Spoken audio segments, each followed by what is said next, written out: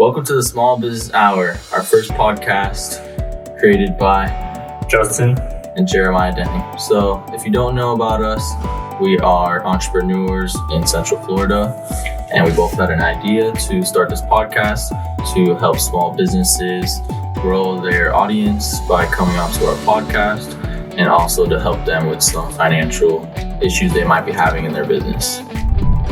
So my name is Daniel. I own a bathtub refinishing company. It's like super niche. Basically what we do is instead of hotels or people in their houses and stuff like that ripping out bathtubs, we use a specialty coating system that's actually for industrial use.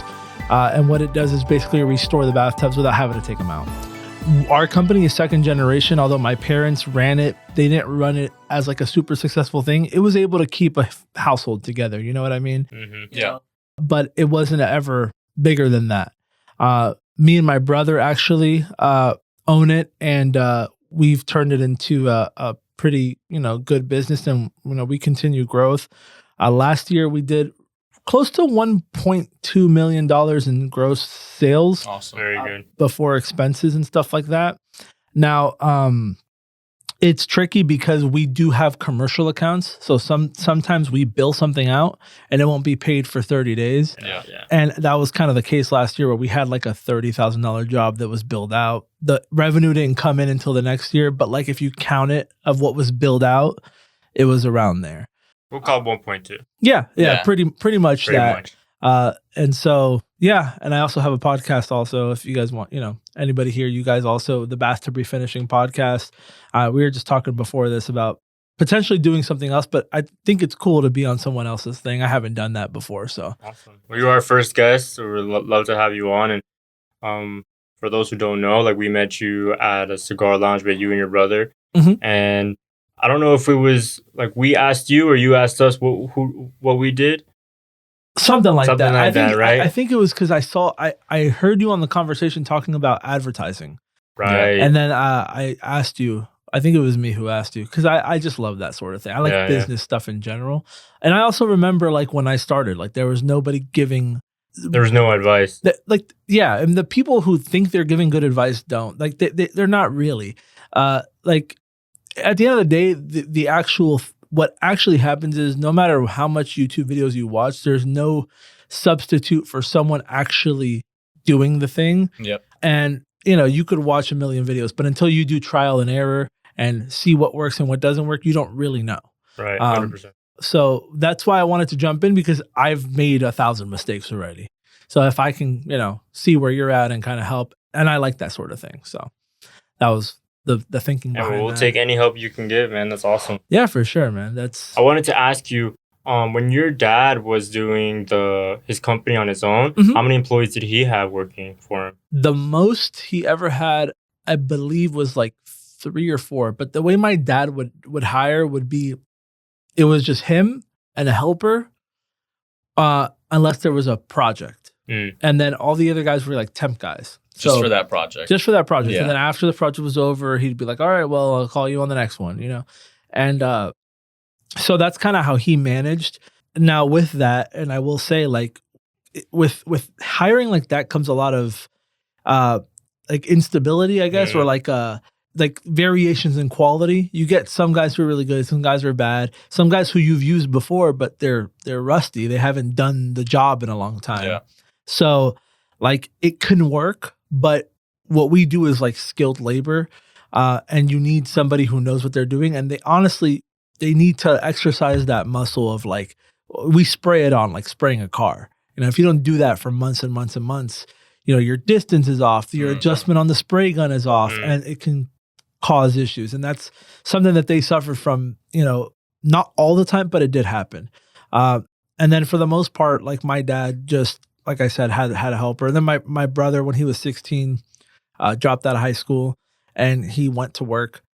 So like they had like a full-time kind of employee there. Your brother being the full-time? Yeah. You didn't work there full-time at all then? No, I graduated high school in 2017. Okay. So my brother is like a year and a half older than me.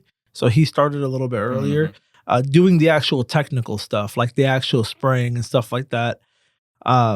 And then, I mean, we got into the business ourselves really because my parents were just kind of like letting it die. You're getting tired. Yeah. What really happened was the internet became inevitable and they weren't ready for it. Like my dad is 70 right now. At that time, he was in his 60s. You know, it's hard for them to like understand what the hell's going on. And my mom is from Cuba, but she lived in Puerto Rico most of her life, but she doesn't understand the internet like that either. Because, you know, she was like in her 50s, you know. Right. So it's like one of those things where it's like you see the wave coming in and they're helpless because they have no fucking clue where to go. And so when I graduated high school, my parents were putting pressure on my brother a little bit to like, hey, put the business under your name and you run it. But my brother told me like, hey, how about we do this for ourselves? And as cruel as it sounds, our parents are good. My dad has VA retirement and all that stuff. We took care of them until they were good enough to like move out on their own. They went to Puerto Rico to retire. So they're chilling. Really nice. We also though did, you know, kind of weigh the whole thing because you guys Hispanic? I am. He is. Okay. You know how Hispanic parents are, man. They're I'll send money to my family and the other side. They want to do that. And like our opinion was our parents had this thing and they had a point where they could have set it up to where everything was okay. But what it kind of became was a little bit of pressure from them to like take care of them forever until the end of time. And we decided like, let's do this for ourselves first.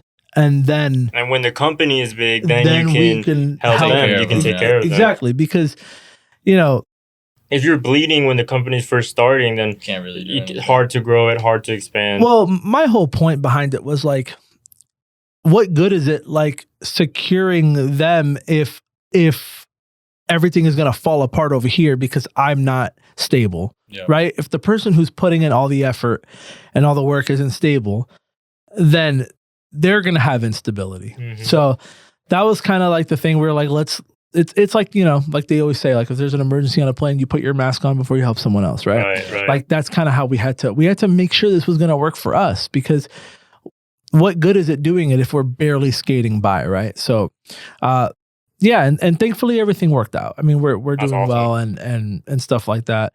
So walk me through like your first, like you guys start taking it over. Like your brother already understands the business. He's been working in it for a little bit. Then you come on because you started, you know a little bit about SEO, correct? Well, what ended up happening was I saw my parents struggling with the internet and all that stuff. And honestly, just my mom knew that it was important. My dad was like, it's not that important. So I kind of saw the writing on the wall and I just started like basically just teaching myself. Now, it's not as simple as people make it out to be. Oh, just watch this video and you'll get it. No, it's like watch 15 videos every day until you fucking get it. And some people think that it's like BS to say that, like, oh, you know, just like, it's like the whole grind culture. People make fun of it. Like, just do it 15 times and then you'll get, well, that's how you fucking learn. Yeah. It's true. It's like things like do it 15 times every day until you get until it finally sticks. Yeah. Well, the SEO thing is they release the white pages, like hundreds and hundreds of like detail, and it's changing constantly. And that's why it's important to get. What you really are looking for is a baseline understanding. When it comes to SEO, when it comes to like, for example, if you have a website and you don't know how to work on it, that's a problem. You know why? Because if you have to pay someone to make any change, how do you know if that change is going to work or not? If you don't have a basic understanding of whether it's, you know, WordPress or Wix or anything like that, you need to know these things. Same thing for Google. We talked about Google ads. Like you can pay someone to run your Google ads until the end of time.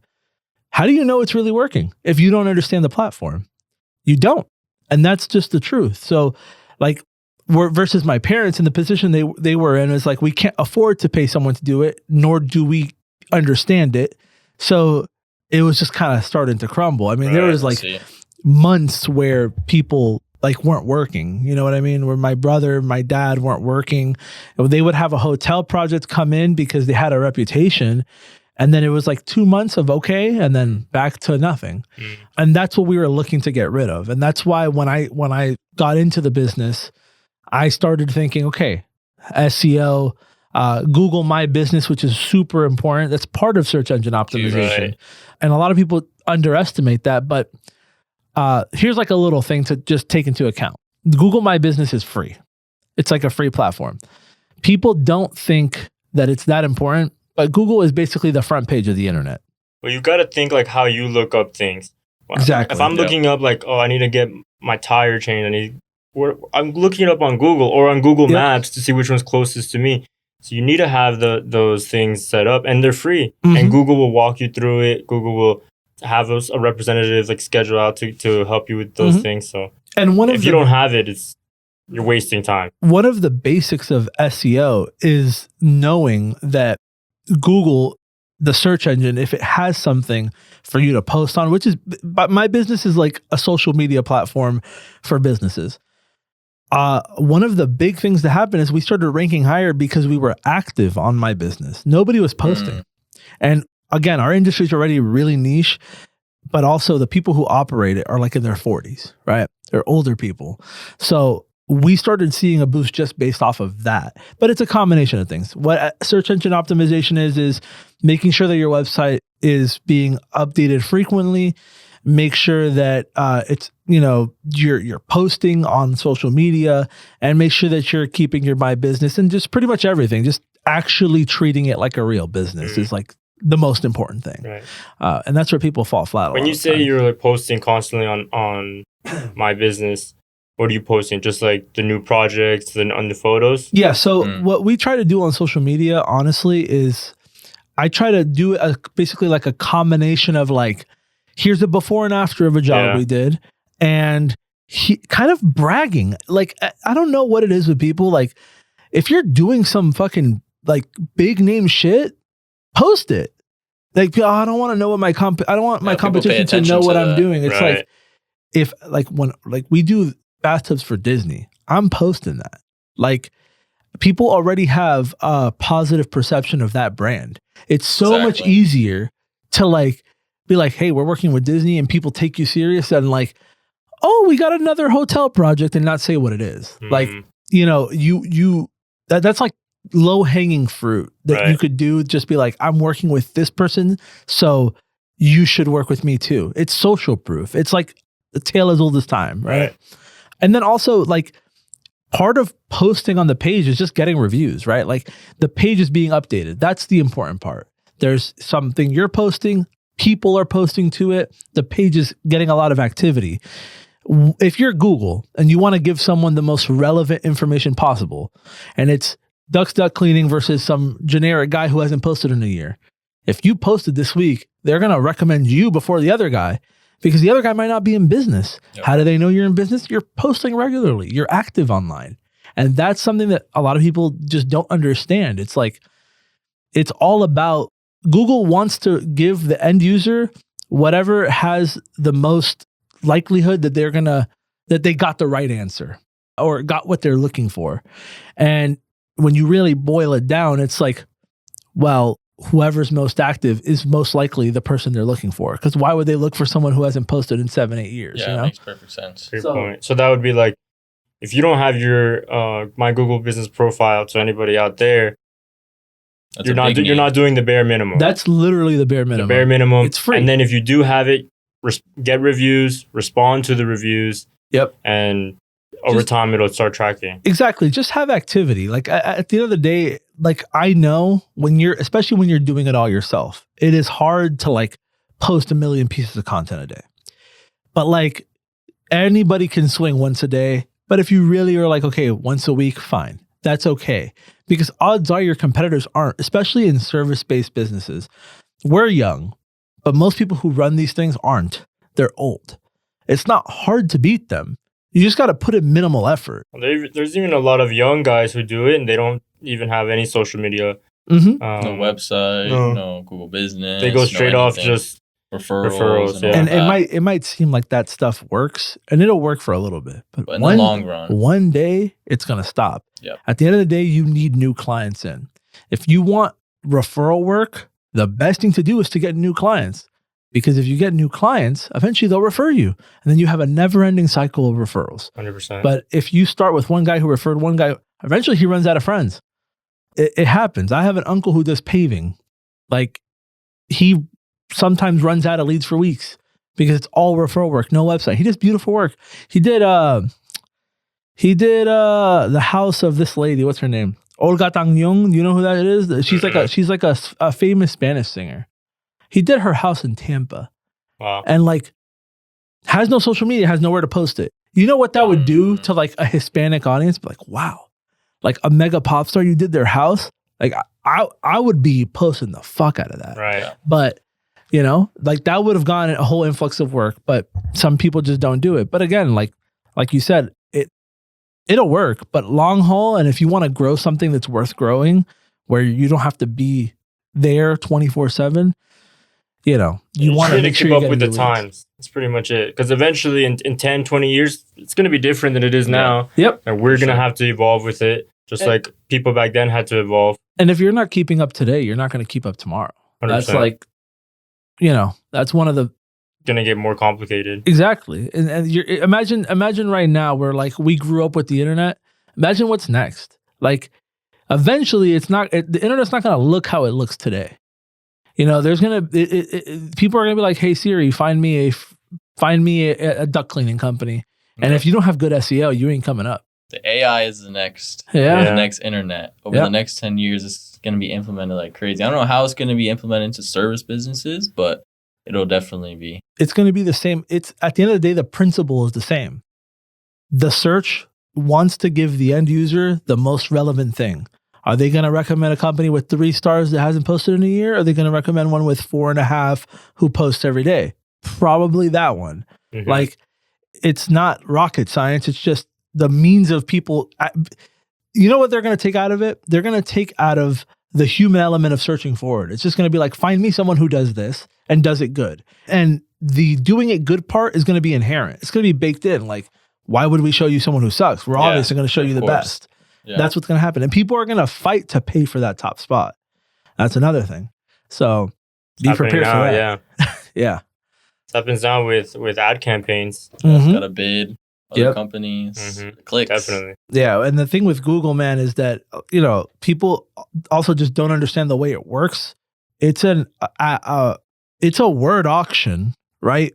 But on top of that also, it doesn't just give it to the highest bidder every time. That's not how it works at all. Like, you will pay less versus someone who's willing to pay more if your optimization's on point. Because Google cares more about giving someone relevant information than to just sell a fucking word. Because they want the person to keep using Google. Right. Why do you think other search engines fail? Why do you think no one uses Bing? You could search Bing on Bing and Google comes out first. What the fuck is that? That's crazy. Yeah, but it's because they suck. So, yeah. So Bing sucks at SEO too? Well, yeah, that was one of the main problems that they faced, was that their algorithm wasn't as good as giving relevant information to what someone is searching.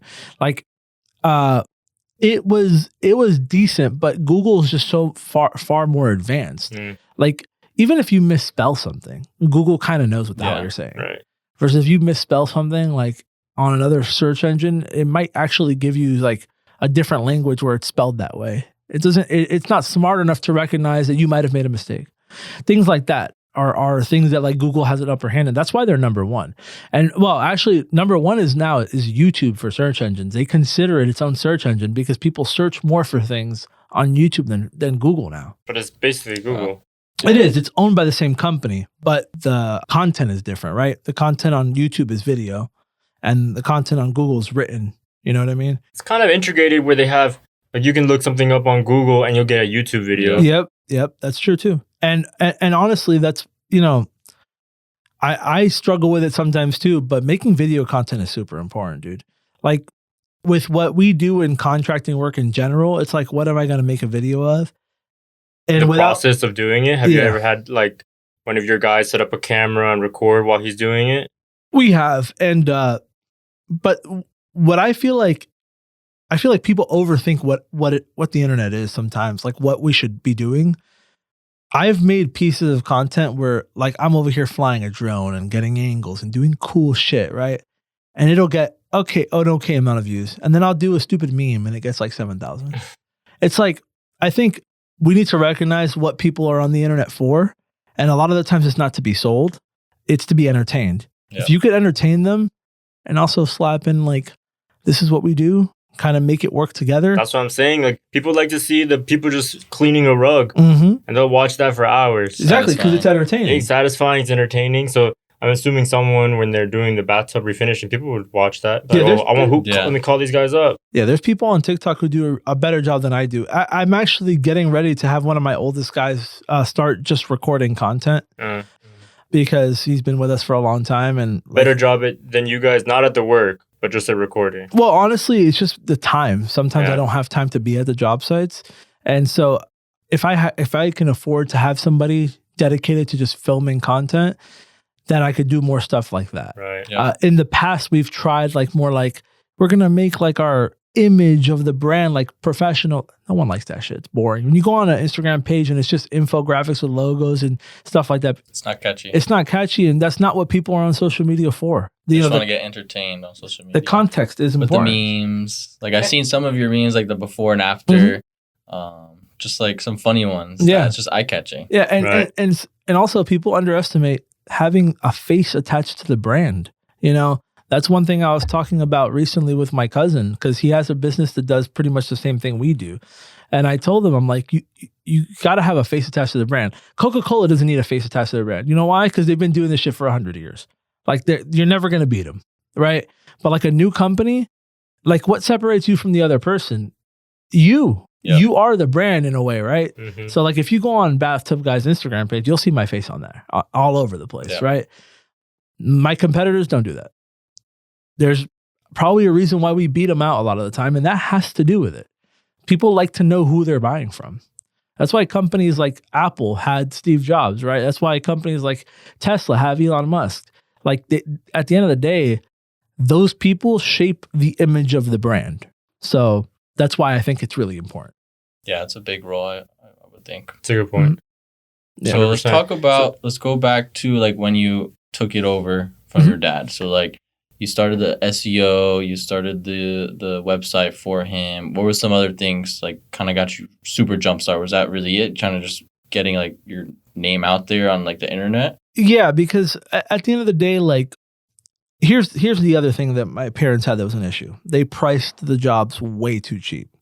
So, and a lot of people like to think, oh, you know, you got a company from your parents, easy mode. It's like, no, like for us to be able to survive, like everybody, not just me, like all of us living together in one house and shit, like we had to like drastically change things. And one of those things was pricing. We lost almost every client because it's hard to reprogram a client that's used to paying almost nothing. Yeah. To then now, like we're a premium service. Because at the end of the day, it's the same thing. It's just how you package it. Like, so we had a struggle there in the beginning where we made all the changes and invested all the money, and it wasn't working as fast as we wanted it to. But it's one of those things where it was like, we just got to trust the process and keep it going, right? So we did that. Like our pricing for like a regular bathtub was like $229.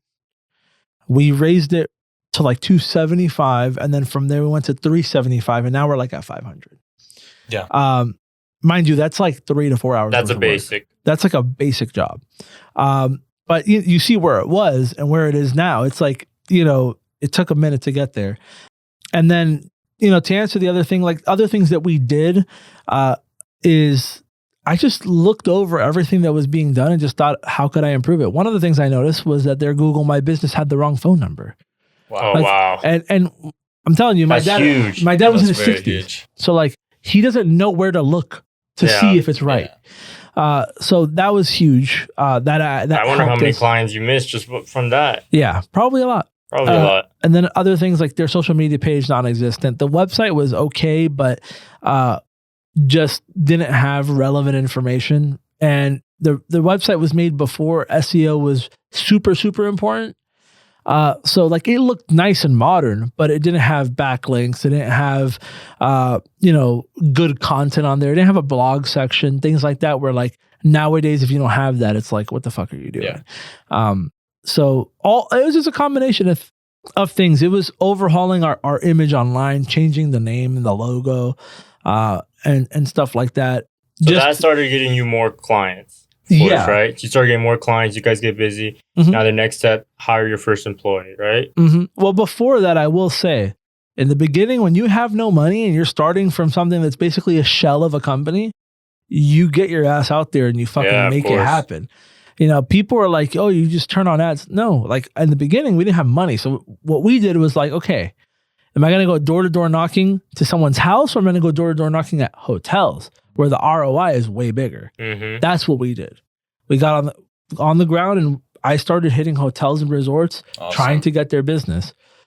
How'd that work out? Did you get any from just door knocking? Oh, hell no. No? No, but you know what it did do? It taught me like what I was doing wrong. Yeah. And eventually I in the beginning I didn't land shit. I got one person that I would do ground game stuff like Monday through Wednesday, and then Thursdays and Fridays I would do cold calls. The first hotel I ever landed was actually on a cold call. Nice. After failing a million times in person, I was able to sell it on the phone. Nice. It was an Embassy Suites. Nice. It's over by International Drive. We're actually redoing the tubs for them this year. I called him and I was like, hey, we do this, and this. I sounded bad on the phone, I know. But he was like, oh, I used to cold call. Like, I respect the hustle and all this stuff. He's like, why don't you come by and I'll show you what we got. We ended up doing like 400 bathtubs for them. Nice. Super. And that day, though, I cold called 86 hotels in a row. And that was the last one that I called. I celebrated after that shit. When he invited me over, I was like, I guess I'm done. Yeah, that goes to show you just put in the work and the time. Yeah. It doesn't matter if 100 people tell you no. Eventually, you're going to get that one person. You get the foot in the door. Mm-hmm. And I'm sure that led to, I mean, you're doing them again this year. Yeah. Like, if you didn't make that one call, I mean, maybe you wouldn't have gotten them or some other clients. So it's a really big thing. Because that was like the catalyst to like growing the business. You know, there's a thing like, it's like proving the concept, right? Like we know these things are supposed to work, but until they do, you're still kind of like, is it going to work? Oh, it's a grind. When we first started, we did door knocking because there's no money for ads. We don't even have a website. Or like that was us. We were that example. We were trying to build money for website, eventually we know we got to do ads. So what do? We just start door knocking. Door knocking, cold calling different companies. And our first day, we got 2 customers for door knocking. But how many times did they slam that door on you? Most of the time. Yeah, most of the time. And with the commercial thing, it's different because it's hard to even get in contact with them. Yeah. It's hard. Like they're like, oh, that's my manager's manager, and he's out for the day. Yeah, leave your business card. Or what happened to us all the time is never like gets to him. We would get to the front desk and they're like, he's not here right now. And I'll see the guy. I know who he is. I'm like, that's him. Like I could see. I'm sure that happens all the time. That happened to us. He's not here. Yeah. No, you know what I ended up doing? And I've landed projects like this. Is I just walk into engineering like I belong. Like I don't care. Really? Yeah. If someone's going to kick me out, they'll usually be like, hey, you can't be in here. That's almost never what's the worst that can happen? I just go, I look for the sign that says engineering and I walk in. And I'm like, hey, are you the director of engineering? He's like, yeah. I'm like, oh, okay, yeah, my name is, I just pretend like I should be there. And most of the time they don't question it. I had one guy recently who was like, how'd you get in here? I'm like, I just walked in. He's like, you walked into the back door? And I was like, yeah. He's like, okay, give me a card. I'm like, yeah. Because also too, man, a lot of these people respect people who actually want it, right? Right. And, you know, you could be a stickler to the rules and ask very nicely and stuff like that. It doesn't always get you where you need to be. Sometimes you gotta, you know, get in however you can. Yeah, however you can. So I did that. But hiring our employee, the first employee we hired was actually a friend of my brother's. His name's Ralph. It's the guy I was telling you guys about. He's been here. It's about to be 9 years. So he sprays really good and stuff, but I kind of want to reward him being here for a while with not putting him to do as hard of work. So we basically agreed to like, if there's a hotel project that I need him, then he'll step in. But on the regular, it's going to be him shooting content for us, recording it. I'll show him how to edit it eventually. But I'm really particular about content because I understand like what people want to see. So like I post generic stuff, but it's not for me. It's for old people. Sometimes old people like that stuff. But like when I post stuff, it's the memes or the stuff of my face. The stuff that actually does well is the stuff that I really like. I'm particular about. Right.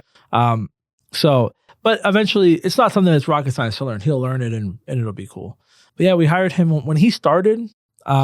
We paid him $75 a day. That's all we could afford. And it was like you're going to do whatever we need to do today.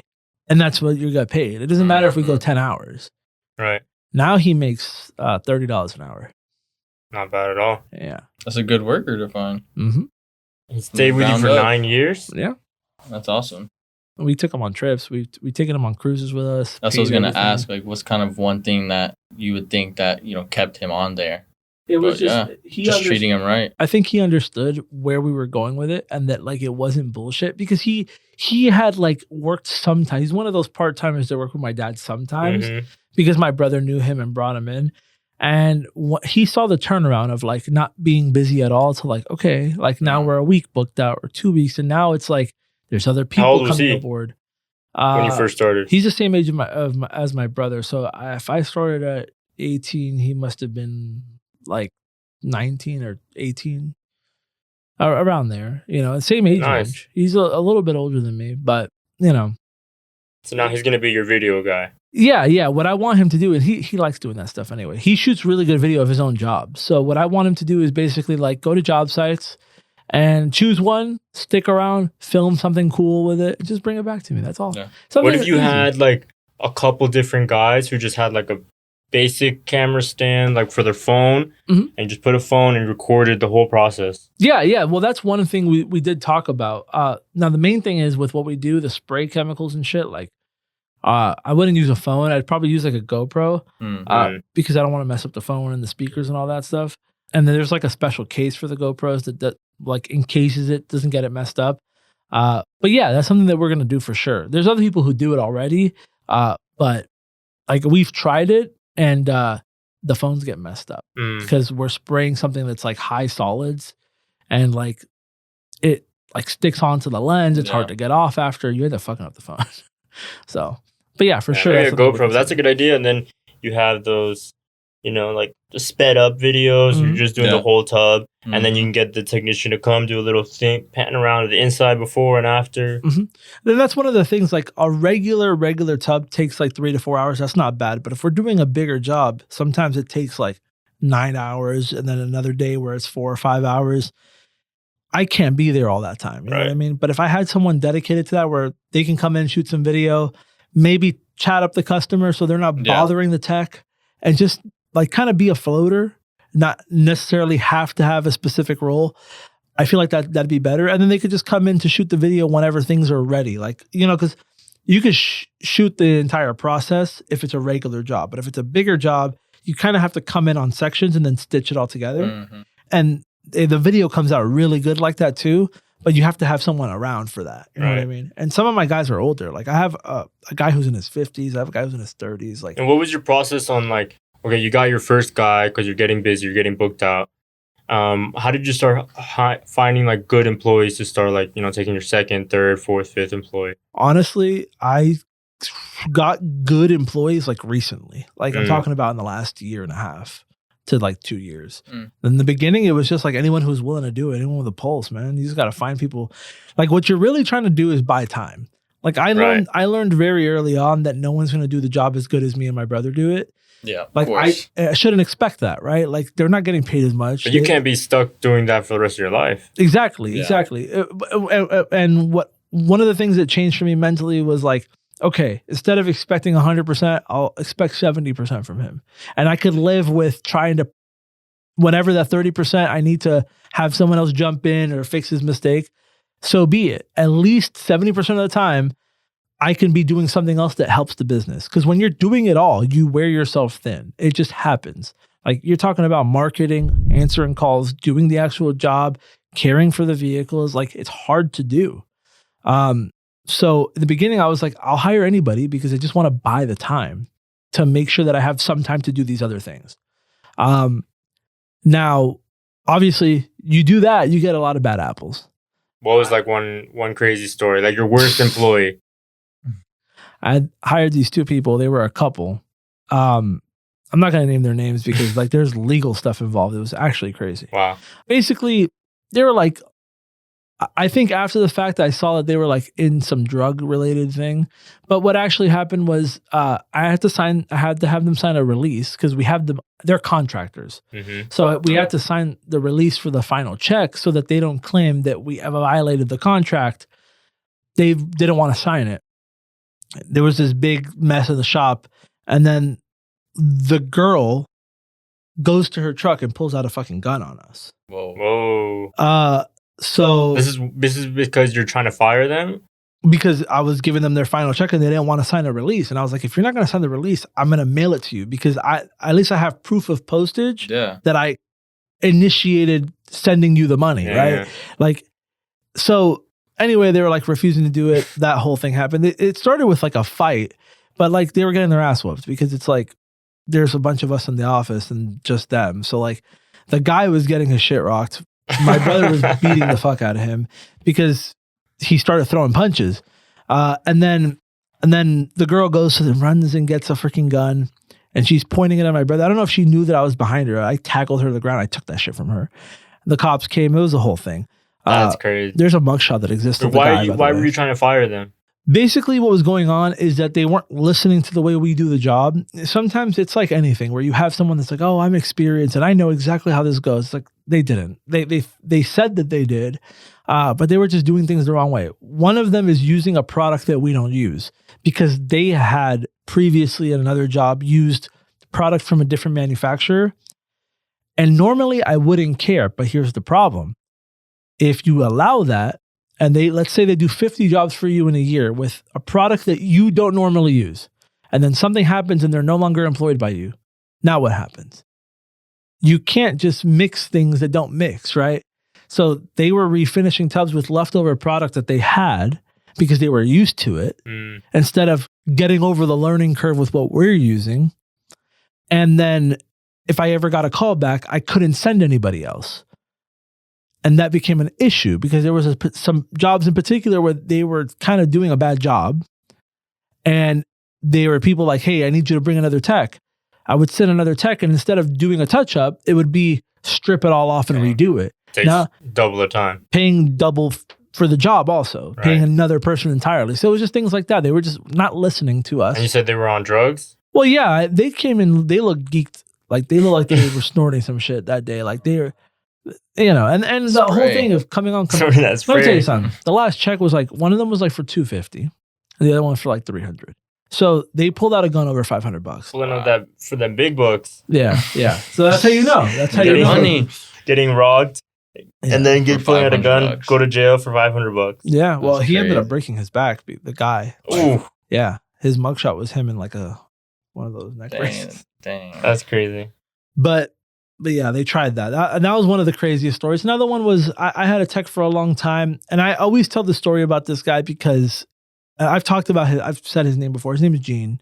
He worked with us for years. He was our second guy, but he was like a family friend kind of guy. And he was one of those guys that does the job fantastic, but just has a shitty attitude. Shitty attitudes will kill a fucking business, bro. First of all, people don't want to work with people with shitty attitudes, especially when you have one who has a good attitude. So in the beginning, I would have to send Ralph, my good guy, with Gene, the guy who kind of sucks. Like, he sucks, his attitude sucks, but he did the job well. And he hated going with him. He actually hated work, not because he hated the job, because he hated that he had to go with this guy who always complained and bitched about something. And looks bad with the clients. Yeah. Looks horrible. And to me, that was like the first grasp I ever got about how important workplace culture is, right? Right.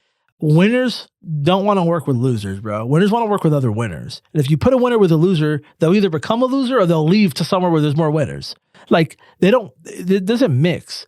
Like, if you're a fucking guy who has ambition and goals and you understand, like, this is a good opportunity and you're placed with someone that all they do is bitch and think that people are taking advantage of them. And hate it. They hate it because sometimes it gets into their head and they start believing that, and then they also get upset, or they're like, I don't want to be with this guy who bitches all day. Yeah. And we've all seen that. Mm-hmm. And so I always tell the story of him, like, it doesn't matter. I for a long time was like, oh, I don't know how I'm going to do it without this guy because he did the job so well. Clients even liked him. They didn't like his attitude, but they would write reviews because the job was that good. Dang. He sprayed perfection. Like not even a little speck of dust in the freaking bathtubs and stuff. But I fired him because he had a bad attitude.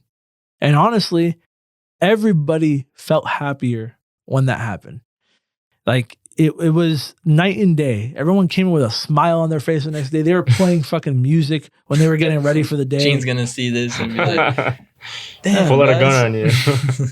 all he really cared about was video games. All he would ever talk about is Final Fantasy. Really? Yeah, that was like his thing. Oh, he just wanted to be back at home. Yeah. Well, yeah. So maybe he'll be rich off Final Fantasy. I hope so. Like I never had an actual beef with him. I just his attitude, man, and rubbing takes a it toll off on everybody. People. Exactly. Nobody wants to be around that. Yeah. You know what I mean? Everyone has problems at home. They don't need their coworker to be bitching about every little thing. The worst thing is the clients. Mm-hmm. For me, like you go in, the change is the game when you like can talk to the client is happy. You're just BSing about some story that they have or you have, and you're both getting along. It's like 10 minutes pass by. The client's ecstatic. You do the job, and then there's nothing can go wrong. It completely changes it. So I can imagine you go in and you have a bad attitude. Client's gonna be like, what type of review are they gonna leave? And also, are they gonna recommend the company? It also makes them second guess your ability, right? Because it's like if you can't manage a person, how are you gonna do this job, right? And especially in hotel settings, it's like sometimes he would do this thing where he would just like, oh, I didn't get much sleep last night. I'm like really tired. I'm like, why'd you even come in? You know what I mean? Just to he thought he had like this crazy leverage over us. We're like, oh, I'm not going to paint. I'm not going to do this. And one day I just told him to go home. He's like, oh, well, who's going to do the job? I'm like, I'm going to do it. Like these guys forget that like we've done the job before, right? I just jumped in and did the job. The company survived without you. Yeah. I just went in and did the job without him. He was like in shock. I'm like, yeah. Like that was a little bit before us letting him go. He was like in shock. I'm like, I don't need you, bro. Like I'd like to have you here if you want to be here, but like I don't need you. And, do your employees need a license to do this type of work, or is it like kind of an experience kind of thing? No, you don't need not necessarily a license. It's like to do it like as a business, you need to be certified like with industrial coatings because there's things involved like acids and primers and stuff like that are like if you don't use a respirator, the right PPE, you can get yourself in like health issues. Especially with the acid, like it's like strong stuff. Like if you drop it on the floor, it'll burn a hole. Like it's yeah. But what it's supposed to do is etch the surface, so that these things adhere, right? Because like if you just go on a piece of porcelain and put paint, it's not gonna stick. Yeah. But if you etch it with a chemical and prime it and glaze it with the right stuff, it'll stick. So if you're gonna start a business of this, you do need that. But like as far as the guys, not really. I'm sure there might be some gray area of the law where like they might ask for it, but it's like, no, not really. I wouldn't think that you would need some type of like certification or like even schooling to do something like what this. What does the training look like for the employee? Do you only hire people with previous experience? No. Yeah. At the beginning, we used to train them, but it's what one did of those that look things, like? What was the time period before they were like competent? Oh, it takes months. Yeah. 3 to 4 months? Yeah, I would say so. Sometimes we had, Gene was one of the guys that picked it up like that. There are some people who just pick it up. Like it just computes with them right away. And there's other people that they need to get in there and do it a bunch of times and mess things up. And part of the reason you want to mess things up is so you know how to fix them, right? So like, that's one of the big things. It's like, we would have to let them go into people's houses and mess the job up so that they knew how to fix a certain type of thing. Obviously, if it came out good, we would, all right, that's good. But if they messed it up, we would have to send them back so that they learn how to fix their mistakes and then eventually stop making them. So that's why it took a long time, because there's a lot of variables when it comes to paint. You could run, you could have a contamination, you could have a spray where you sprayed it too light in one area and now it's rough. You could have an area where it's so shiny and then over here it's dull, and you need to learn these things. You need to learn what to look for. So to have someone like come out from zero to like super good takes months, unless you got a special guy in there who like just picks it up. So then how did you guys start scaling from where you're like, it's just the family, you get 1, maybe 2 employees. What was like the big difference where you were able to get like big contracts and lots of work? Like, what did you start doing? Google ads? What was your what worked for you guys? So for the longest time, I was told by people who weren't successful that the ticket is commercial. The ticket is commercial. It's not. It's both. Now, like eventually you can get big enough where you have a commercial and a residential division. But when you're one business, scaling commercial is really hard. You want to know why? Because it takes 30 days to get paid, for one. And also, the type of advertising on commercial requires groundwork. Running ads for commercial is very hard. You got to find them where they are, right? So like going to them in person, going to associations, you need to find these people where they are. Residential, it's easier to acquire the customers, harder to scale, but it's easier to get volume of work, if that makes sense. It's harder to scale because you could only do so much in a 4-hour period at someone's house, right? Versus a hotel where like I could send 3 guys and get 10 bathrooms done in an 8-hour day. What is your pricing difference between the residential versus hotel? Do you do like bundle deals for the hotels? Sure. I'm assuming? Yeah. So for residentials, we're normally like around $495 if it's just a tub. Tub and tiles were like between $800 and $1,000 depending on what it is. For hotels, usually it's just bathtubs. Very rarely will they do tile because they always have like a marble, super modern kind of thing going on. But for hotels, we're usually around $375 to $450. If it's very, very like high end, we charge them a lot, like $750 to $1,000. That would be like Disney. That would be like we do a Ritz-Carlton. We charge them a lot. And the reason, honestly, they've asked me and I tell them like, you're the Ritz-Carlton, you're Disney. Like the expectation's up here. You want me to match it? You got to pay more. Because what we do is fine finish coatings, right? You can make the tub look brand new, but you go in and zoom in on it, you might see a little imperfection or two, right? But if you're a super high-end hotel, you can't afford an imperfection. So now you're turning a 4-hour job into an 8-hour job because you want it to be absolutely perfect. It's achievable, but the efficiency drops down. So they're basically paying us to be less efficient and take more time to focus on the small details, which is fine. Yeah. They got the money. But you had to pay for it. Exactly. Yeah. But going back to what you were asking about, scaling, when I saw that residential, which was, again, like people were telling me the other thing, residential was easier to get an abundance of leads. What I started doing was focusing more on that because it was easier to get at the time and still trying to get residential stuff or commercial stuff when I had the time to do the ground game stuff, right? So, but my first goal really was to be able to sustain my life, right? So we started with raising the prices, making sure that the residential work can sustain the household, right? And not having to rely on hotels. Because what a lot of companies do is they'll ride this residential wave as like cash flow with no profit until a hotel came and the hotel's the profit. But that's not sustainable because what happens if they don't call you? Right. Now you're fucked. Yeah. So we started building a solid residential base, which involved, we bolstered the reviews. I mean, we went from like 20 reviews to like 100 plus in like a few months. And we did that by incentivizing like people to leave reviews, offering discounts, stuff like that. How were you getting those hundreds in a few months? Like what were you doing to get those customers? Yeah. So it was basically what we've started doing recently is incentivizing our guys to do it. So we tell them like, if you get a review, we'll give you $25. Right.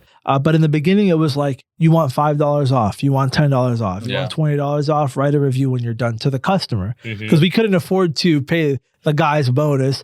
We just had to take it off the price, but it was worth it because what ended up happening was our SEO was better. So we were getting more residential clients and our reviews were really good. So residential clients were sold with us. So you were only getting those residential clients by the SEO, people looking up bathtub refinishing or whatever. And then we started playing around with Google Ads. I would say maybe 2.5, 3 years in is when we started taking it really serious. We would put like $25 a day at it and see what happened.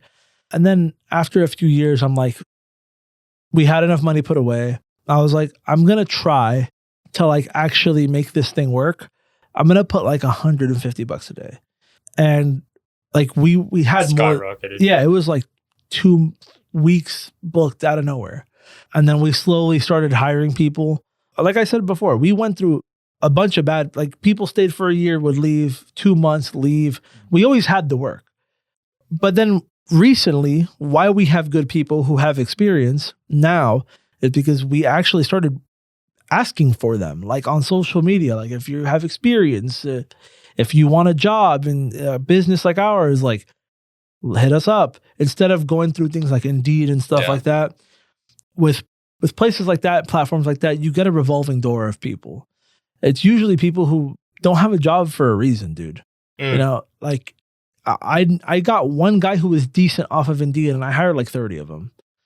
And he ended up like going on some crazy shit last minute before like we let him go. So it was but for a year he was decent. But yeah, like posting on social media, showing like when we do like a company event, even if it's just two solid guys, and then the people who run the business, me and my brother, like we did that. We showed like, hey, we took the guys out to eat. Hey, we bought them like I bought Ralph a PlayStation 5 like a year ago. Like shit like that. Showing that we're a good place to work attracted people. And then I had a local competitor that came into town and they went bankrupt within a year, and all of their guys were trained and they all came to us.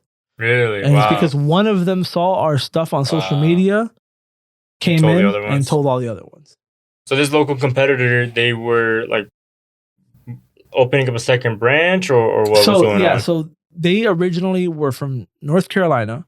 They opened a branch in Tampa, and then they opened a branch in Orlando. They were trying, but they just couldn't keep up with the ad spend. And Orlando is very competitive for what we do because there's a lot of hotels, apartments, and houses. I would have never thought it was that competitive. Orlando is.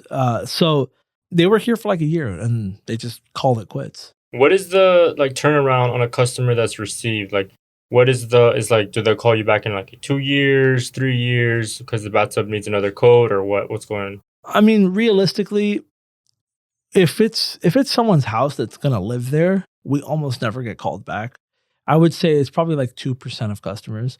Usually it's something that they did, like drop something. If you drop like a hammer on a bathtub, you will chip it. Like even if it's not painted. Yeah. Like it's like anything. You could drop it on your car. It's going to get messed up. We always fix it as a courtesy. I don't really care. I price my work to where I can fix people's stuff for free most of the time, because I would rather give good customer service than have a customer write a bad review over $100. You know what I mean? Yeah. Like, so to answer your question, it doesn't really happen often residential. Commercial, it's a completely different animal. Hotels clean tubs every single day. They use abrasive cleaners because a lot of the times it's one person cleaning 15 rooms. So they're trying to get in and out. So they'll throw like acid cleaners, like toilet bowl cleaner, and that shit will burn the finish.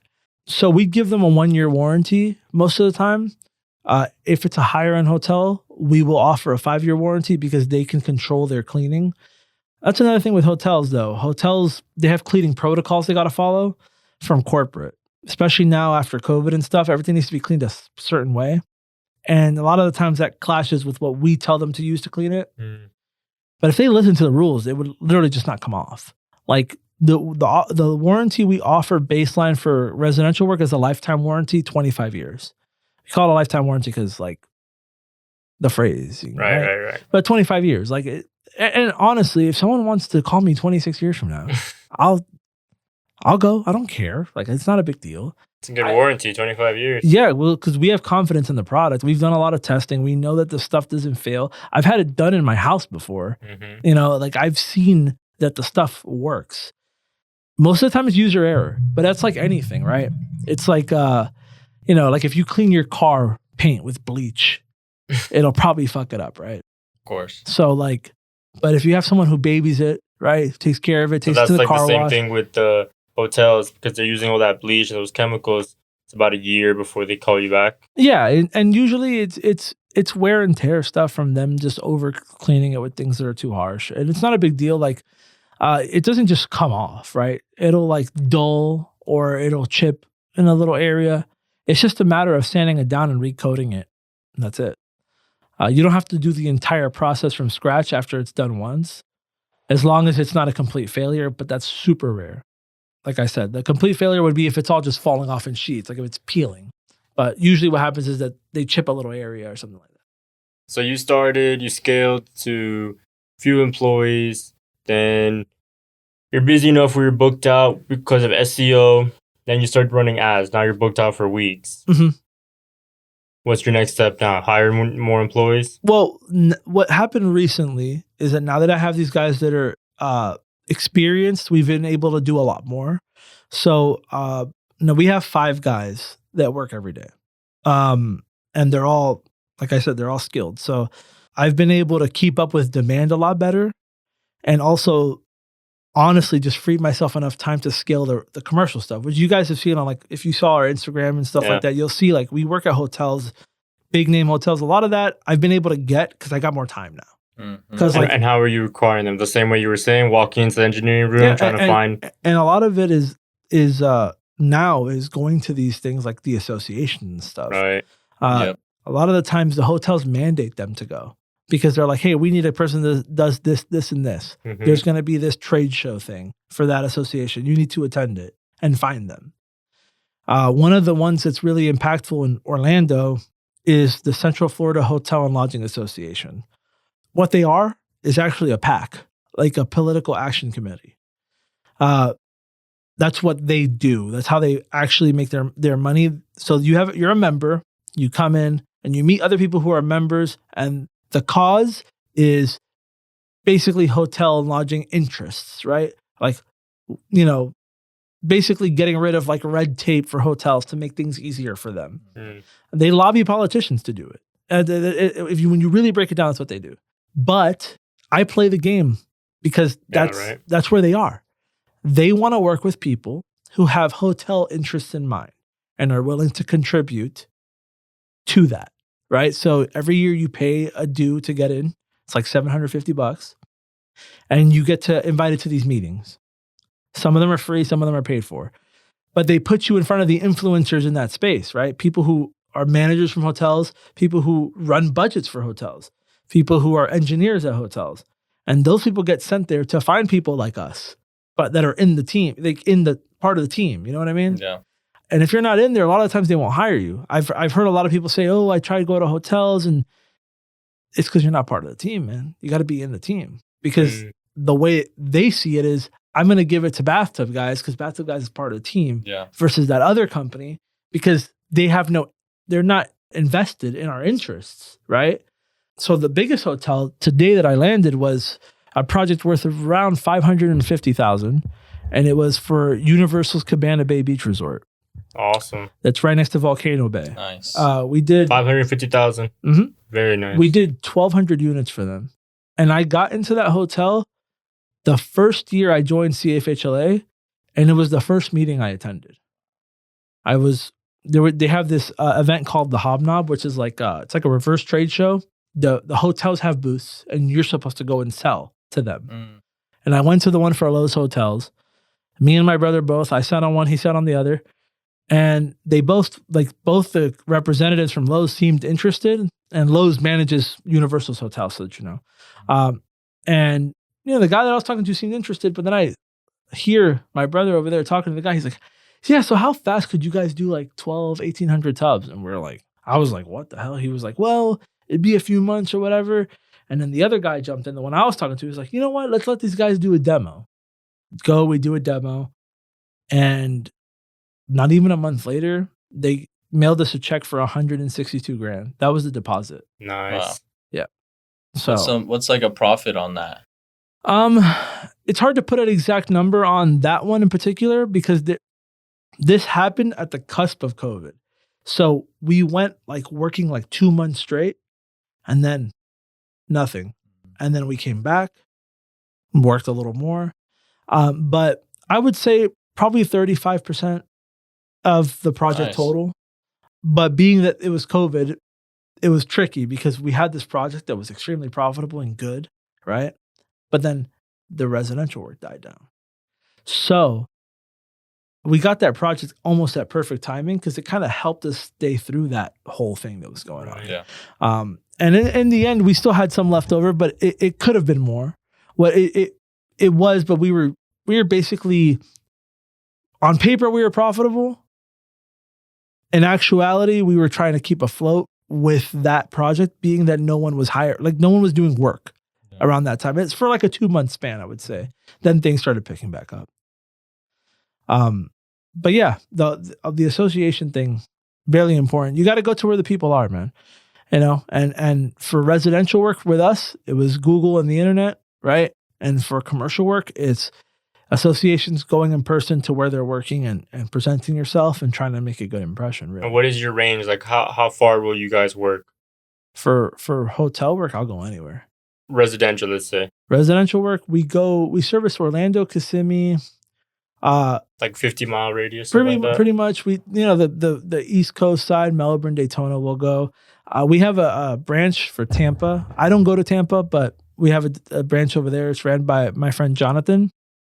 And they do Tampa, St. Pete, Zephyr Hills, like that area. And for commercial work, I'll go anywhere. Like we've gone to the Virgin Islands, we've gone to Puerto Rico, we've gone to Virginia, Tennessee. Awesome. So I'll go wherever as long as they're willing to pay. Very nice. Yeah. So what is the plans to? Well, first let me ask, how many employees do you have total now? So you have a branch in Tampa, and you have a branch in Central Florida. So our what are we talking? Branch in Orlando has 5 technicians, 3 office staff. So there's 8 total. And then in Tampa, it's 2 office staff and 1 technician. Now, one of the office staff, he kind of jumps in sometimes. He was a technician. So, 11, I guess, around there. And how many vans? We have 6 here. So 5 in a backup. And then over there, they have 2. Nice. 1 in the backup. Very good. And so what is your plans on scaling? People have asked me that before. I always give kind of the similar answer. I want to win the game, right? Like that's what I'm in it for. I don't want to just be like, if it was just to have a house and chill, like I already achieved that, right? Like I'm 26 and like I bought my home last year, like and my brother also. Like I guess like that part of us is already fulfilled. And like the next thing is like, we want to actually grow something big, whether it comes from this being bigger, I don't know, or whether it's us knowing what we know now, all the skills that we've garnered having this business, and then turning it into another business. Maybe that's something. What are you thinking there? Like we've thought about general renovations before, like real renovations, because there's a lot of money in it. We've also thought about, honestly, stuff like this, the content stuff with podcasting and stuff like that. I think there's a niche to be filled with contracting podcasting in general and getting sponsors involved. And specifically with the niches, 100%. And so that's one thing I've looked at. Doing seminars and stuff like that, man. I was talking to my brother about this the other day. Like, look at a guy like Grant Cardone. What you would think he made most of his money in real estate, that's a part of it. This guy goes and has 10,000 people pay him $500 to talk for 2 hours. I mean, there's no there's not even a discussion of where the money is really coming from. Those things make a lot of money. I was thinking about, like, look at it on a smaller scale. If we had some sort of small business networking thing that we made between us and people I know, and we are the speakers, and we could manage between 5 or 6 companies to bring in 1,000 people, and each of them pay $500.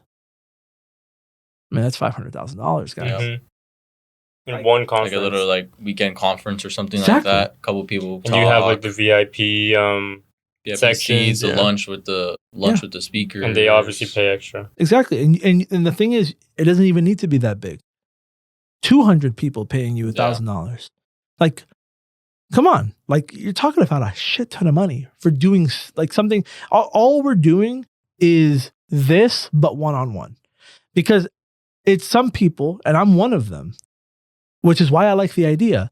Some people can't just listen to a podcast and plug it in directly to what they do, especially when they have a real niche industry like mine, which is part of the reason I started my podcast in general, right? It's like I come at it from an angle of what I do being a super niche business, right? But once you do it, you can plug it into someone else's business. Like I could apply some of the things to the duct cleaning world, even though I have no idea what it is, because some of the principles are the same, right? Yeah. Now, if people wanted for their exact business, that kind of access from someone who has a successful business, they would pay for it.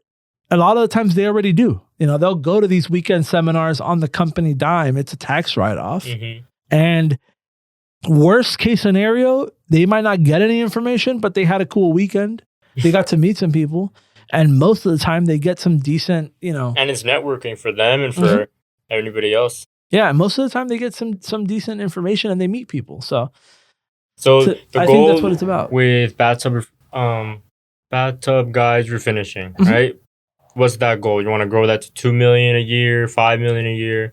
Yeah, as far as the money, I mean, obviously outdoing the last year is important, I think, especially where we're at. I do think there might be a ceiling eventually because, again, it's super niche. But it'd be cool to like match what I've seen some other people do, 3-4 million. That's cool. But I don't know yet. Like one of the things, like I said, is I don't know if the future of what I'm doing 5 years from now is this, or I just have this on autopilot and I just got some other thing that I'm doing. Mm-hmm. But I am going to try to take this. I'm going to try to take Bathtub Guys to the biggest it can be. If I see that it starts to I start to get close to that ceiling, then I might jump on something else. But I'm very much the type of person that I want to see it out. Mm-hmm. Right. So I will keep on pushing. I mean, in Orlando, there's not many companies that have 5 or 6 full-time guys, right? Let alone branches of what we do. And the only one that I know of is actually a national chain. In Orlando, a big city, we're competing with a national company. That's awesome. Yeah, thank you. And that's what I want eventually, either to grow in Florida and beyond and make it kind of, I would say not like a franchise, but have multiple branches, because I don't like the idea of franchising for a few reasons. But either that or just be involved in something totally different, but put a lot of the principles that I learned owning a business, right? So something like that. So you have a Tampa branch, Central Florida branch. What's next? Jacksonville, Miami? I was actually thinking of maybe Miami or the East Coast side, or Melbourne, Daytona. We get a lot of work over there. And honestly, we're busy enough in Central Florida where we don't really need to go over there. A lot of wasted gas. Yeah, exactly. But there's definitely a need for it over there. Also because for some reason next to the beach here, the bathrooms are all weird colors. Yeah. They're pink and orange and blues and greens. And people don't want to rip it out all the time. They want to keep the charm of the bathroom. Those antique bathrooms with tiles all over, they're nice. But when they're teal, you might not mess with that, right? So, but Miami's one that I've considered. It's just that Miami is super competitive because there's a culture of racing to the bottom in Miami, man. People just want things super cheap. Really? Yeah, that would be the opposite. No, it's because everything's expensive. People are already... the type of people, see it in my industry, the type of people who hire us are either people who are upper middle class or middle class. And those people are hurting in Miami right now. I mean, those are the people paying $2,500 for a rent in a 3-bedroom house right now. Now, the hotel work is a different story, but my crew already here they'll go wherever for a hotel. So I'm not too concerned about that. Scaling would require I would need a decent influx of residential work. And over there's guys charging $300 for a tub. You know what I mean? I don't know if I can make that work, especially with the cost of living over there. Mm-hmm. Assuming I have a guy running it, they're going to need to live over there somewhere. The rent of a warehouse and everything. Yeah. So it's something to consider. I think maybe the East Coast side makes a little bit more sense for us right now, or going out of state. I'm open to that too. And there's in Ohio, they charge $700 for a bathtub. Oof. Yeah. There's not that much competition. Almost no companies. I also met a guy from Canada. He actually came down to be on my podcast, and in his area, there's no competition. He charges $800-900. So there's no. And what is the do you guys upsell, or is that something that's not much to do there? Yeah, there's a little opportunity for upsells, in particular with things like grout, where we don't normally install it, but we will install it if they're going to do the tile for an upcharge. So if we're doing the bathtub and the tile surround and the grout looks fucked up, we'll tell them like, hey, for an extra $250, we'll put new grout on it and it'll look better.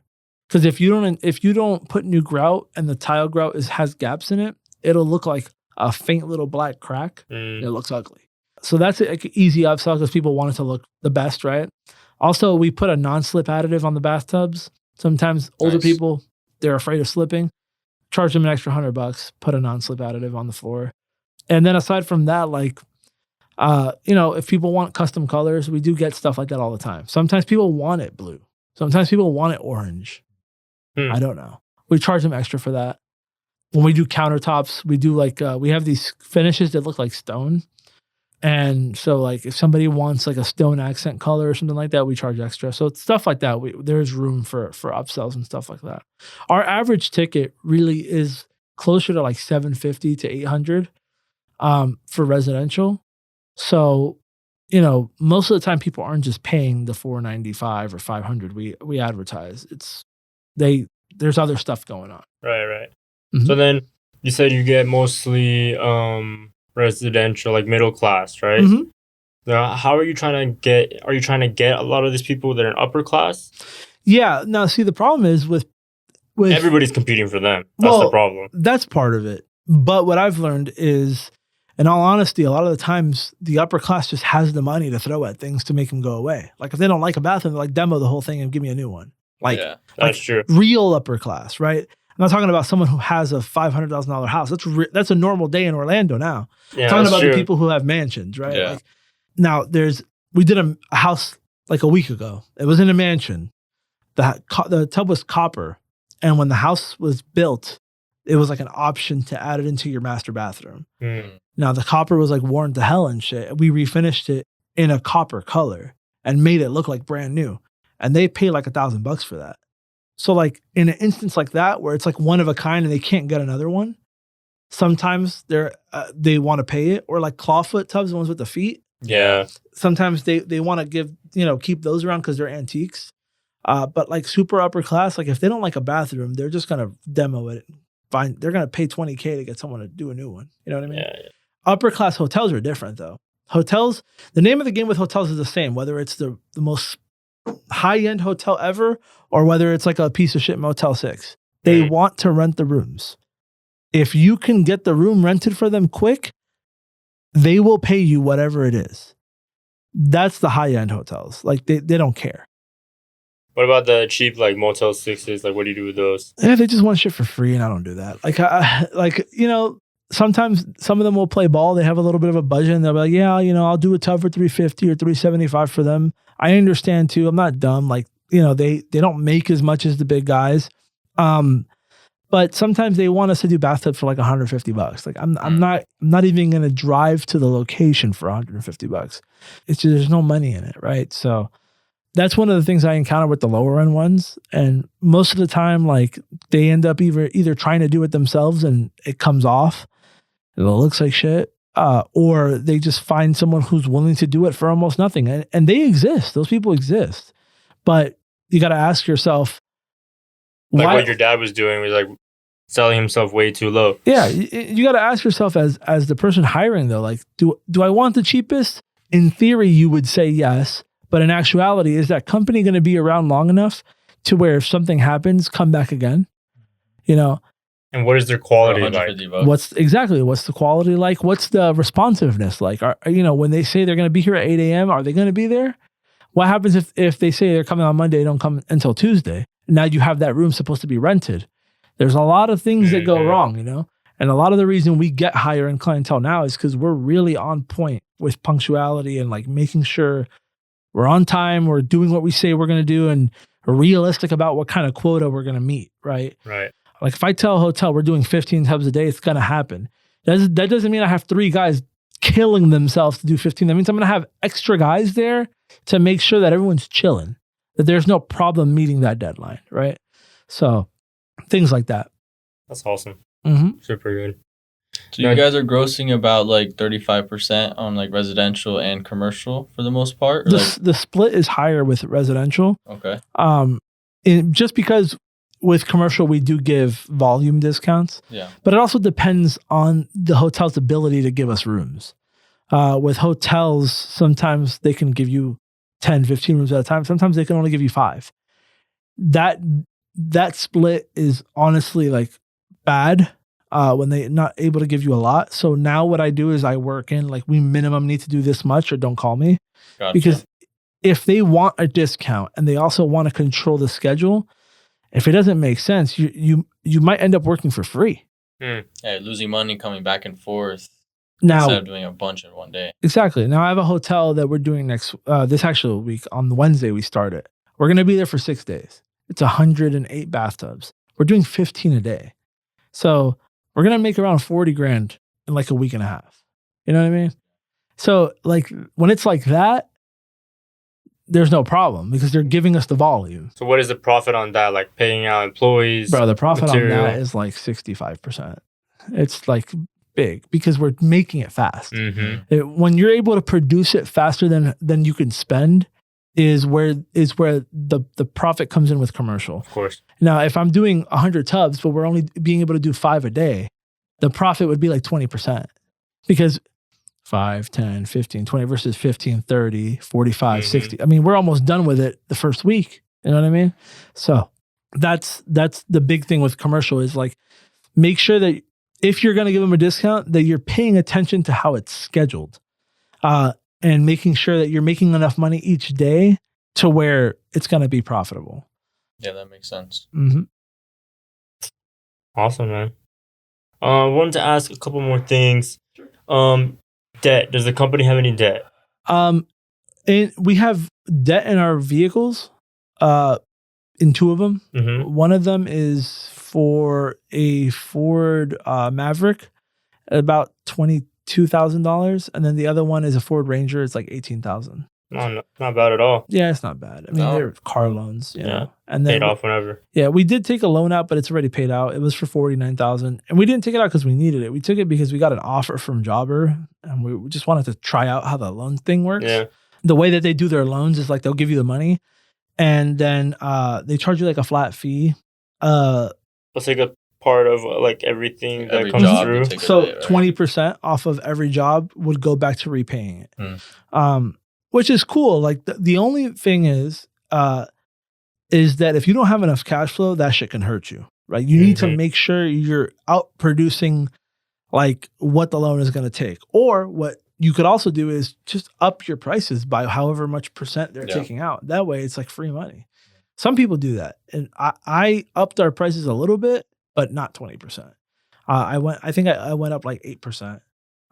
But we ended up paying it off way early. I mean, it was supposed to be paid off in June of 2025, and we paid it off in June of this year.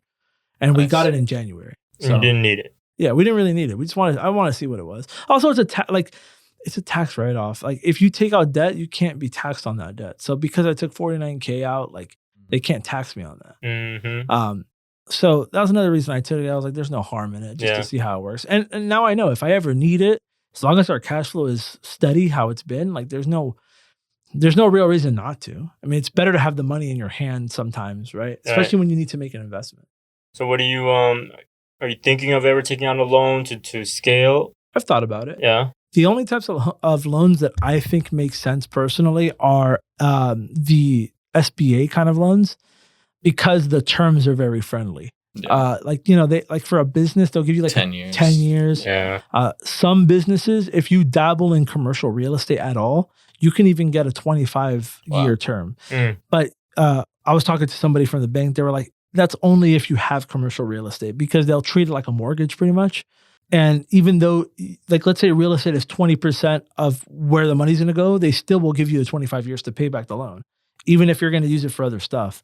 But yeah, 10 years, 25 years, whatever it may be, that actually gives you time to try to invest the money and try to see a long-term result. If you're going to take out a 10-year loan for $50K, I think you're stupid. Yeah. You should be trying to get out like $250K, $300K, get real money. Like, because a $50K loan isn't going to do much for you.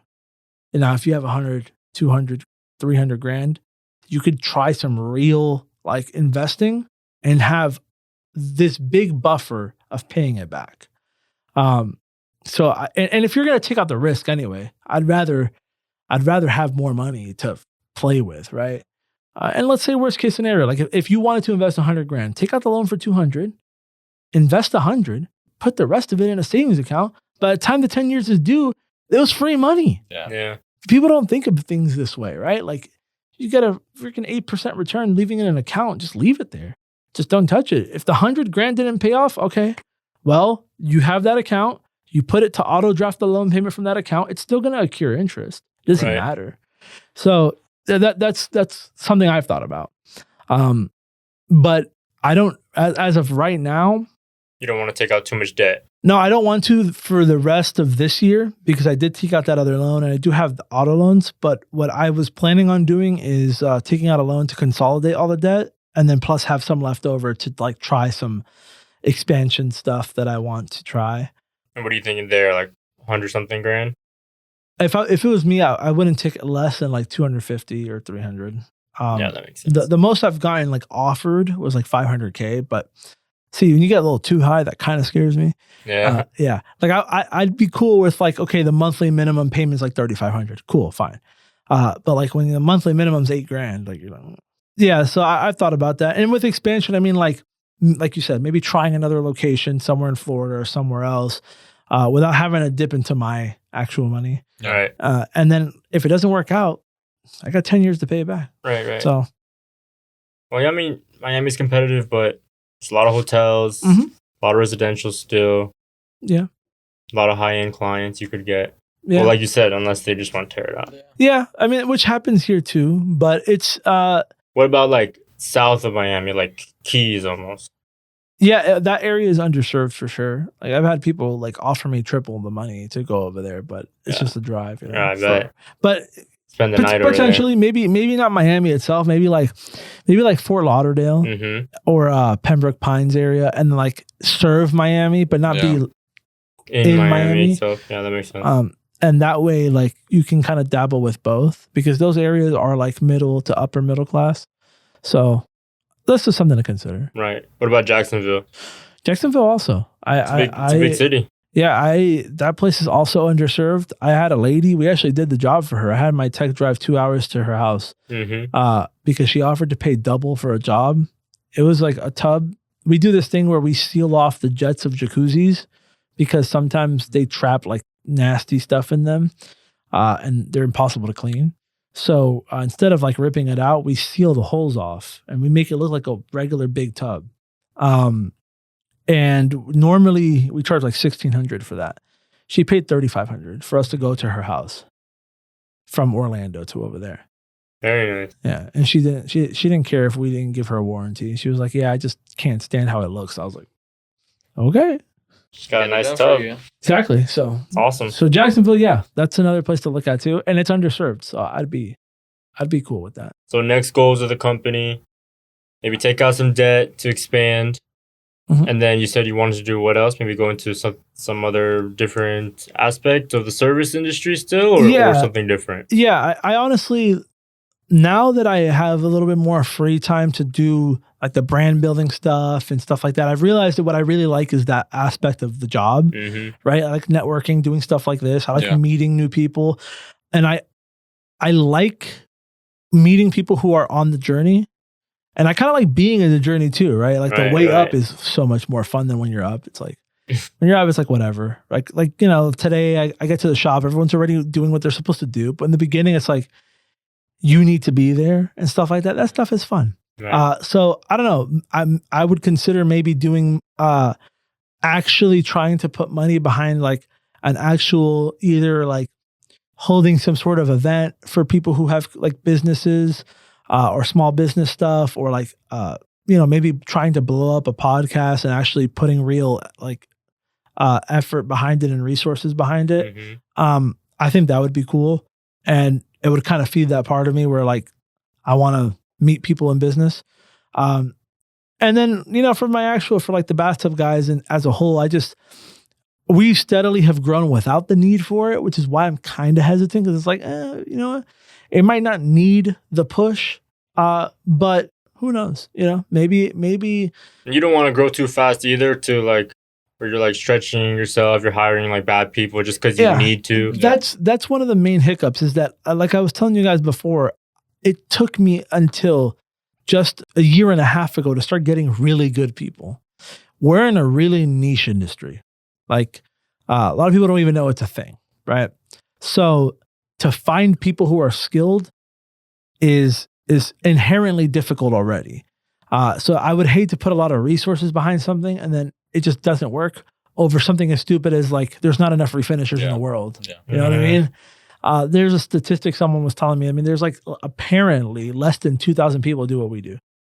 So it's like individuals or company? Individuals as a whole. Wow. Yeah. Wow. So that's it'll be really. I mean, you just said it took almost a year and a half ago to find some good people. So that's that's one of the things that I just go start trying to poach them from other companies. Well, yeah, and that's also. I mean, that's an option if you have, and also if you have money. But one of the things is like starting an entire other branch where I can't be there all the time. Someone else has to manage it. You got to think of those things. And then, what happens if they go through the same struggles and they don't know how to handle it the way you would handle it?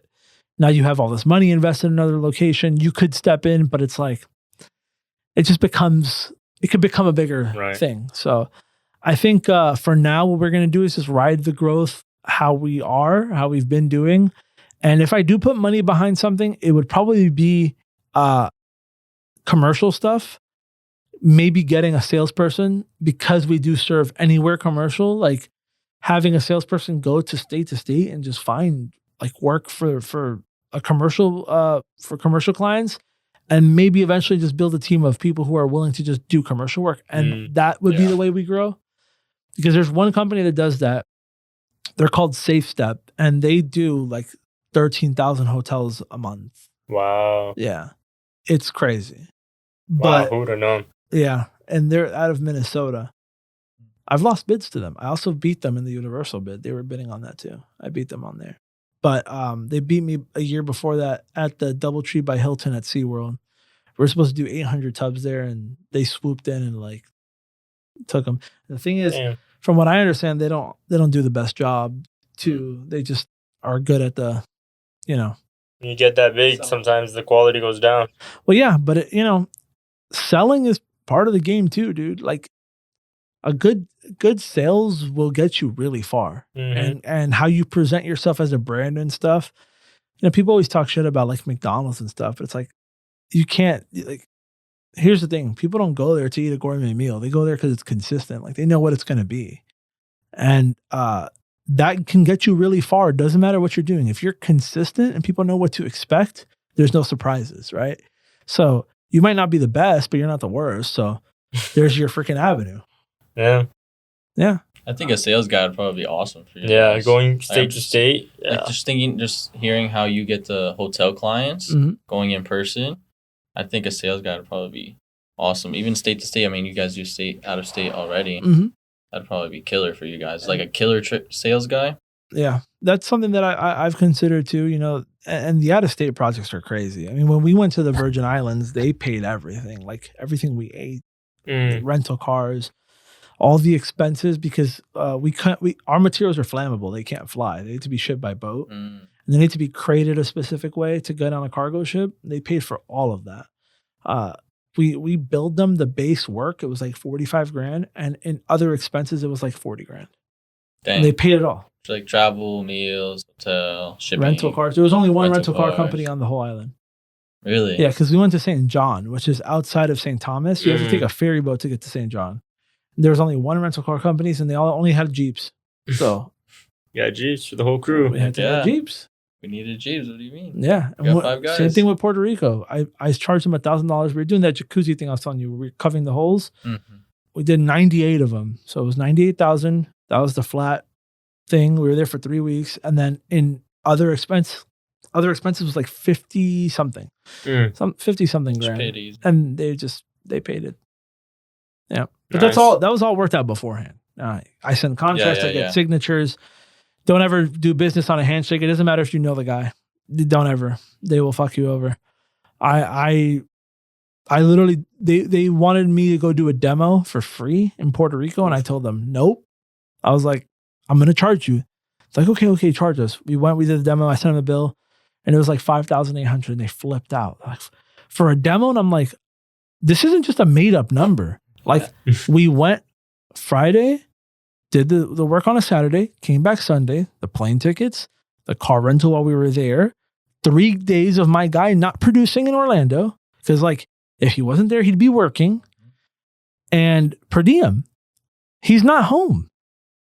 Like we need to stay somewhere. We need to eat. Like all these things. It's like, this is what it costs. And they're like, oh, okay. And they never called you guys back out. Did you put that into? No, they did. That was a demo. We did that to show them what the job would look like before we did the project. They flipped out. They did the whole project. They ended up doing the whole project anyway. Good. Yeah. Well, this is the thing too. One of the reasons they were like, well, we already have like almost $6,000 invested in you guys, so we might as well just call you guys on. I'm like, yeah. Why not? Well, They tried people in Puerto Rico, and some of the people didn't know how to do the job the right way. That in particular is it's hard to do because you could bondo it, but if someone elbows it, it'll break open. You got to put something behind it to reinforce it, to make sure it's not going to crack open. So we have a way of doing it where it's pretty much foolproof. And that hotel was putting crazy money. Like they were doing like a $25 million renovation, but they couldn't replace the tubs because in Puerto Rico, the plumbing is fixed because of the hurricanes. So ripping out the tubs would have cost like 3 times what we charged them. There you go. So they were chilling. That's pretty good. It's perfect. Yeah. That's awesome, man. So how's everything going with you guys? We're good. Everything's trying to grow the company, trying to get our name out, trying to meet other small businesses, network. Yeah. I mean, I can put you guys together with other people. I mean, I have people. I mean, I love the idea what you're saying where you do like a seminar type of thing. Yeah. You get a bunch of small companies and then, whatever you charge them to come out and we'll have the speakers, something set up like that. That would be, that's a great idea. I like that a lot. I think, if you guys are down to come to the podcast that I do, I have a little studio. It kind of looks like Joe Rogan set up a little bit because it's like the table and then it has the 4 seats and then the TV. I kind of did like that on purpose. And then we could do up to 4 people. So I could have you guys on and my boy Jonathan who runs Tampa because he's very much into the whole networking and growth thing. What I'd like to do is do an episode on the tub refinishing podcast that I do. And I'm going to work on making another podcast that's specifically for small business. But what I'd like to do is kind of test that one out as like the pilot kind of a thing of like having someone that does something else on and just see where the conversation goes, It'd be like this, but in reverse. I'll interview you. Yeah. There we go. Let's do it. Yeah, I think it'd be cool. You guys got any more questions, concerns, anything?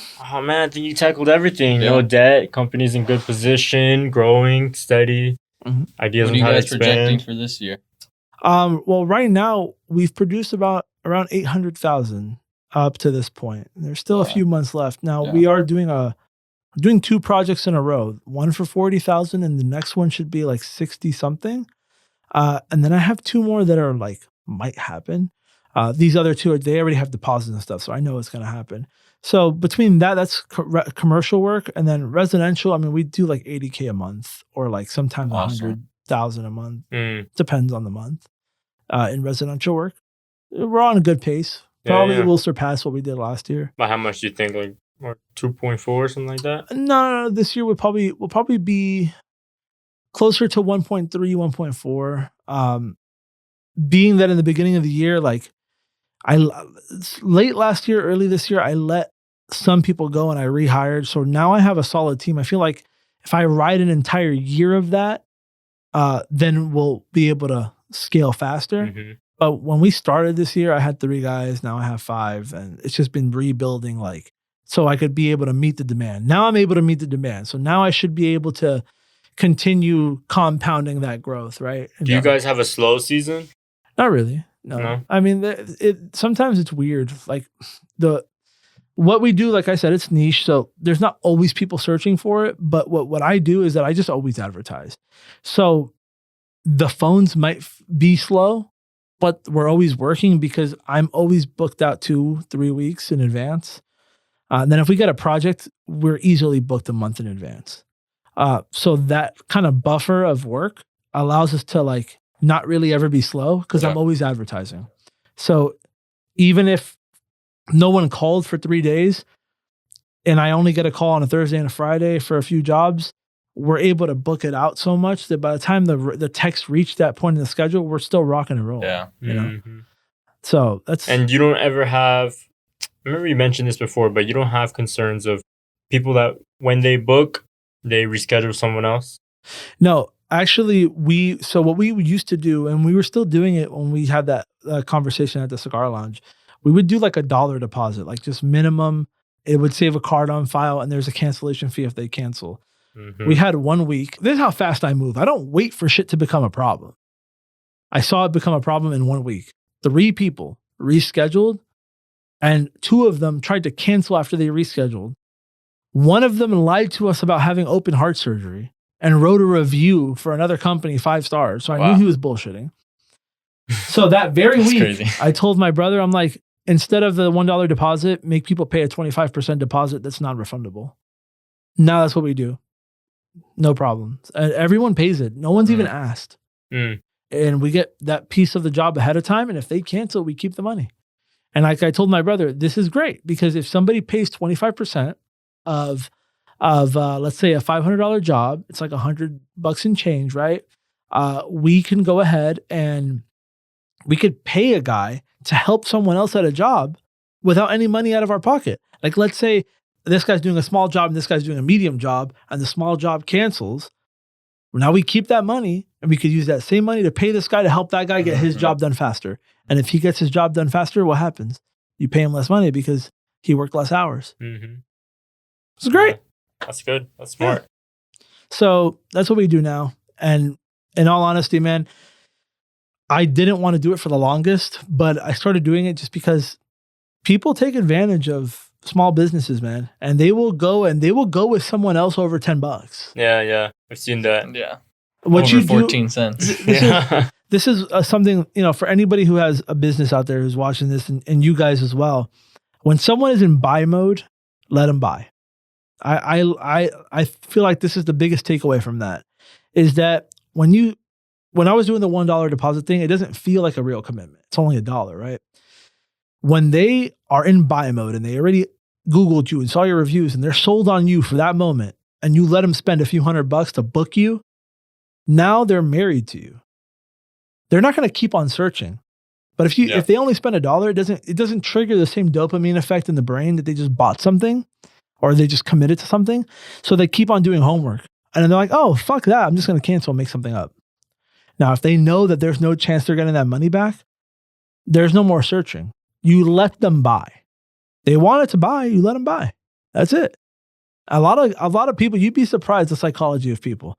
I would have more people arguing about the $1 deposit than I have since we implemented this. People are like, oh, you know what? I don't really want to put my... And now we charge 25%. They're like, okay, I'll pay the deposit right now. They don't care. Sounds professional as well, too. A lot of big companies do that. So I feel like they would have... You guys do that right over the phone, too, right? Right when they call in. What about if it's like an inquiry? It's like over the phone, just calling right away when you get it in. Yeah, we always try to treat the inquiries as like get them on the phone because on the phone is where you could really gauge where they're at. If they're really going to buy or not, if they're really interested or not. Some people just want to do text and that's fine. What I have found is if they're very, very, very adamant about texting, they're usually easier to deal with. But if you should always try to call first. If they answer the phone and stuff like that, usually it's because they have questions or concerns or whatever. But if they literally like, hey, I'm busy, text me, that to me just means this person's about a book because they have too much shit going on. Yeah. They want a solution, right? So we always try to initiate phone first, close it on the phone. If someone is adamant about texting, we'll send them a link where they could do the same thing, pay the deposit, get on the schedule, and we do everything to text. It just depends on the person. Gotcha. Do you have an idea what your CAC is? My what? Your CAC, customer acquisition cost. Okay. Yes. I didn't say it. So, Didn't say the other word. So, if it's through Google, for a long time it was around like I could tell you based off conversions. Our Google conversion rate was like 18%. And the price that we were paying was between 95 and 100 per conversion. But that's gone way down. Because I started using a different type of Google ad. And I basically I kept the other one running. I slowly started putting the conversion rate down, or the price per conversion down, and I got it down to about like 35. So I would say somewhere between 30 and 40 is what we're paying per lead. Now Google leads close a lot higher than like Facebook and all that other stuff. So, that's the thing I always tell people is like, let's say you have Thumbtack. A lead might cost you $50. On Thumbtack, everyone's 5-star rated. Everyone has good fucking reviews and the stupid little badge next to their name, and they're all competing for the same lead. Yeah. If they show you 3 professionals and they all have really good reviews and good pictures and good things to say, the only thing the customer has to think about now is the price. They're going to go with the cheapest because everyone's good. When you get a Google lead, they looked at your website and your reviews. The whole context has been centered around you and your company, right? There's a higher likelihood that they convert with you because they followed through.